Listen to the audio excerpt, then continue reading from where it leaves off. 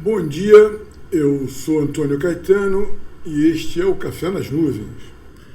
Pela primeira vez eu estou gravando de manhã, não exatamente muito cedo, são 9 horas, mas eu já estou aqui acordado faz tempo. Ainda não acertei muito bem a luz para esse horário, porque estou com a janela aberta, mas aí fica mais escuro de um lado do que de outro, com esse óculos, com essa lente mais escura, fica parecendo o Pantaleão, aquele personagem do Chico Anísio. E ontem não teve vídeo porque fez um calor no Rio de Janeiro, um negócio inacreditável. Então, a tarde foi uma tarde de prostração, eu, as gatas, todo mundo aqui prostrado. E à noite sobrou muito pouco tempo, também acabei dormindo meio cedo. Aí não gravei nada, né? Também tinha dito que ia cortar o cabelo, ia parar a barba, não fiz nada disso. Ontem não fiz praticamente nada, né? A não ser as atividades, né, esperadas, né, de quem mora sozinho, né? Cuidar das minhas gatinhas, né, compras, enfim, as coisas inevitáveis da existência. Agora, atividade intelectual, estava louco para escrever um texto sobre o livro Quando deixamos de entender o mundo, do Benjamin Latabu, se não me engano, agora não tenho certeza sobre o nome dele. Já falei desse livro aqui, o livro é excelente. Trata de uma maneira muito clara, muito precisa para o leigo, como eu e provavelmente como vocês aí do outro lado, da física, né? Aí ele mistura ficção e informação, muito bom livro, excelente. A minha única discordância é em relação ao título, por isso que eu estou com o título de um texto pronto e louco para escrever, ainda não escrevi. O texto está todo na minha cabeça. Se chama Quando Começamos a Entender o Mundo, né? Porque eu digo que aquilo justamente que causa a perplexidade, o próprio nome que se usa, caos, incerteza, como derivações, né, consequências da teoria quântica, é o contrário. Nós devíamos estar em júbilo, porque começamos a entender o mundo de fato é um mundo que intrinsecamente, na sua base, e o que é a sua base? É a sua base subatômica, né? Onde o mundo existe, finalmente nós localizamos aquela entidade que passamos 2.500 anos discutindo onde está, se o ser é ato e potência, e o ato é isto que nos aparece. Onde está a potência? Qual a dimensão da potência, se ela é intrínseca ao ato? E aí, claro, havia toda uma discussão se existe apenas formalmente, se existe, ou seja, formalmente no sentido de apenas como uma entidade mental, um ente de razão, ou se existe de fato na natureza. Isso é uma questão que aí diz respeito mais profundamente à ciência, à física, etc. E aí nós finalmente chegamos lá, né? Finalmente descobriu-se a dimensão da potência, onde o ser existe em potência concomitante à existência em ato, como previsto ou preconizado por Aristóteles há 2.500 anos atrás, ou quase isso. Incrível! Demonstramos que o mundo é intrinsecamente livre, o homem é intrinsecamente livre, ou, se preferir, ontologicamente livre. E aí caímos em depressão. Não entendemos isso como um júbilo, mas entendemos isso como um fator de angústia, porque nada mais é determinar, quer dizer, a causalidade não vale mais, não existe mais, né? Tudo é imprevisível, o mundo vive sob uma indeterminação permanente. Não, não é nada disso. Quer dizer assim, é que a causalidade, já como nos advertia lá atrás Hume, por volta do século XVIII, né? Século XVIII, mas enfim, já Hume nos advertia, né? Precisamos ter um conceito de causalidade mais adequado à nossa realidade. Quer dizer assim, ou seja, a causalidade não deve ser vista como uma lei universal, algo que se apresente. Essa relação de causa e efeito é uma relação eminentemente temporal. É isso que Hume está dizendo. É uma relação eminentemente temporal. Ela revela um padrão que se impõe por economia de existência. Tudo que é finito quer durar. Para durar, precisa criar um padrão de economia onde esse ente, essa criatura finita, gaste o mínimo possível para se manter o melhor possível. Com isso, ela poupa energia e dura mais. Esse é o princípio básico de uma natureza onde todas as criaturas são finitas. Então, isso implica na criação ou descoberta de um padrão. Qual é o padrão que reproduz essa equação com mais eficiência? Isso é a causalidade. Se a gente visse a causalidade assim, ela perderia esse ranço determinista, que é um ranço também do século XVII, XVIII, XIX, então, que é um século terrível para a filosofia. Quer dizer assim, só isso, quer dizer assim, não perdemos a causalidade. Perdemos a causalidade com um sentido de lei universal. Tudo bem que a gente suponha que esse padrão pode ser universal ou não, mas não nos surpreendamos com as exceções, sabe? Então, quer dizer assim, no fundo, nós já temos todo o aparato intelectual para ter um entendimento, não vou usar um termo meio vulgar, mas, enfim, bacana, legal, otimista, positivo do mundo. Mas continuamos interpretando as coisas sob o viés de uma filosofia velha, gasta, cética, nihilista e essencialmente burra. O que fazer? Simplesmente joga fora essa filosofia, não ouvir os seus arautos que estão aí pululando pela internet. Eu não gosto de citar nomes, eu não gosto enfim, de criar polêmicas desnecessárias. Eu já até dei umas indiretas aqui, mas não gosto, não é muito a minha praia, sabe? De qualquer maneira, é fácil detectar o que é um filósofo ou uma filosofia ruim. Qualquer filosofia que negue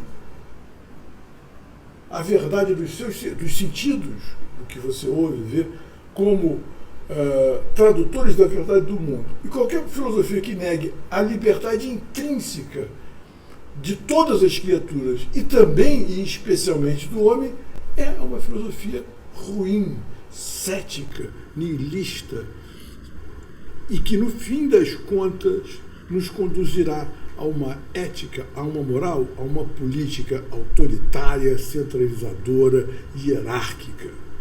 Tá? Quer dizer assim, e é por isso, sobretudo por isso, porque isso, que nós temos que esquecer essa filosofia, dá-la por encerrada, enterrá-la. Porque se nesse nível da filosofia mais como metafísica, que aparece, mas o que isso tem a ver com a minha vida? Realmente, você pode viver sem metafísica, mas entenda que é essa metafísica que vai nos conduzir, que vai dar fundamento a uma política, a uma ética, a uma moral que rege toda a nossa vida social, que é autoritária, centralizadora, hierárquica, preconceituosa, tudo de ruim. Tudo de ruim. Então, por isso, esse nosso esforço, a gente precisa, sabe? E aí eu não falo de acadêmicos, eu não falo de intelectuais, eu falo de nós, pessoas comuns. Falo também dos acadêmicos, também são pessoas comuns, os intelectuais também são pessoas como nós. Mas eu acho que isso também é um esforço que deve partir de todos nós. Né? E aí talvez a minha única crítica da academia, que eu acho a academia absolutamente necessária, ela precisa existir, no mínimo, para que você tenha com quem conversar certos assuntos. Isso aqui que nós estamos batendo papo, né? Convenhamos, veja o número de inscritos. Né? Isso é um papo muito específico, de interesse muito específico.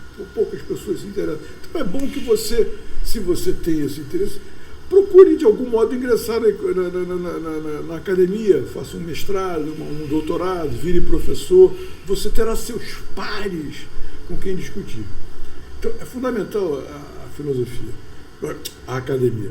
O problema é que você fica, e que também é inevitável, comum a todas as instituições, tá? Você cria aqueles feudozinhos. Então, filosofias que já estão velhas, gastas, que já pertenceriam à história da filosofia e não mais à filosofia como uma prática, continuam sendo levadas a sério, tratadas e discutidas. E aí começam os não sei o que lá, tentando recuperar ainda algum traço daquela coisa que é velha, sabe?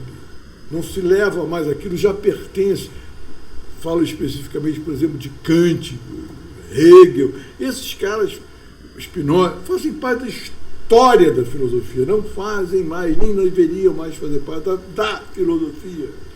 E nós deveríamos ter muito cuidado, muita desconfiança até de quem ainda se fundamenta nesses caras para produzir alguma filosofia.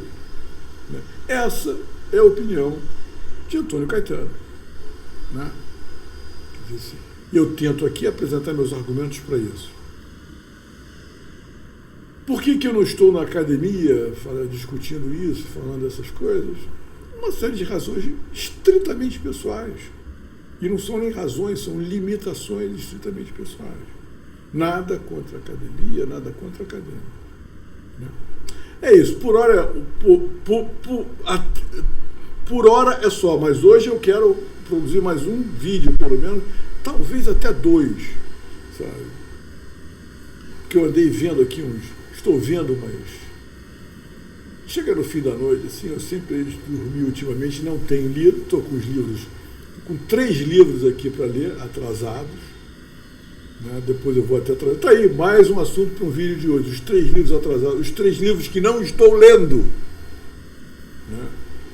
Mas aí acabo vendo uma sériezinha, então eu estou assistindo no Extrêmio, o Fargo, temporada no Season 5. Putz, querida.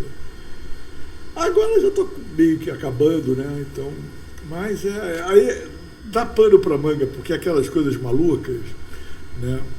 No mesmo dia eu conversei sobre a política externa americana com um amigo, não é, conversei assim muito en passant, trocamos meia dúzia de palavras, não é um assunto que me interessa muito e sequer que eu tenha assim, um mínimo de informação. Né? E depois comecei aquelas coisas também de internet, ao mesmo tempo assisti Fargo, temporada 5, e no Netflix um documentário sobre, se não me engano, o mundo da espionagem, sobre operações secretas ou semissecretas, da CIA e talvez de outros aparatos de espionagem e de segurança do Ocidente pelo mundo afora. E aí eu achei engraçado, né, conectar as duas coisas, né? Porque Fargo é um pouco Nelson Rodrigues à americana, né? E o documentário sobre as atividades da CIA no mundo é puro realismo, né? Cru. E aí dá pano para manga essa conversa, né? Vamos deixar para um próximo vídeo de hoje. Além disso, eu quero fazer e vou fazer provavelmente agora, logo em seguida, assim que terminar esse vídeo, botar ele para baixar, faço algumas coisas aqui em casa e vou preparar o capítulo 03, se não me engano, de Meditando com Descartes. Tá? Eu espero que vocês estejam acompanhando e espero que vocês estejam atendendo ao meu pedido de ler o Meditando com Descartes. Eu não tenho sequer um contador de visitas, então não sei se estou tendo uma resposta. Lá também não tem comentários, então quem quiser fazer algum comentário pode fazer aqui no YouTube mesmo, né? Ou me mandar um e-mail, né, para eu ter algum feedback. Um complemento do YouTube, do canal do YouTube, deste canal, eu acho que é o canal que eu tenho e que não está crescendo porque as pessoas não estão dando bola para essa ferramenta, que são os canais do WhatsApp. Todo mundo tem um WhatsApp. O canal do WhatsApp não exige que você partilhe o seu telefone. Então você pode acompanhar ali, você não chega a ser tão frio quanto uma lista de distribuição, que eu também tenho, mas aí você tem que compartilhar o seu telefone, mas também não faz nenhum comentário, só recebe. Não é como um grupo, que é uma coisa que eu não gosto, a princípio, a não ser que seja um grupo muito específico e muito pequeno. Tá? Aí eu acho legal. E até pretendo fazer, mas mais para frente. Mas, enfim, o canal de WhatsApp não é nem um grupo, muito menos uma lista, é mais parecido com uma lista de distribuição, mas tem a vantagem de, não, como eu já disse, você não partilha o seu telefone e você pode botar lá um gostei, não gostei, um obrigado, um parará, um coraçãozinho, que já é uma forma de feedback. Então, por favor, acompanhe, é só procurar no WhatsApp, lá em cima na barra tem conversas, contatos, e no meio tem atualizações. É nessas atualizações que estão os canais. Você chega lá e escreve Café nas Nuvens, aparece o canal, se inscreve, aí você fica sabendo do que está se passando aqui. É bem verdade que lá você não tem como me mandar uma pergunta, é verdade, não tem como interagir lá. Olha só, falei tudo isso e para chegar à conclusão que é meio inútil. Mas, enfim, leiam o Meditando com Descartes para poder aproveitar melhor os áudios, né? Os vídeos, perdão. Para mim isso tem mais cara de áudio do que de vídeo, né? Porque eu estou aqui parado. Né? É isso, chega. Né? Já tem 20 minutos que eu estou falando quase. Né? 20 minutos. E era para ser 5.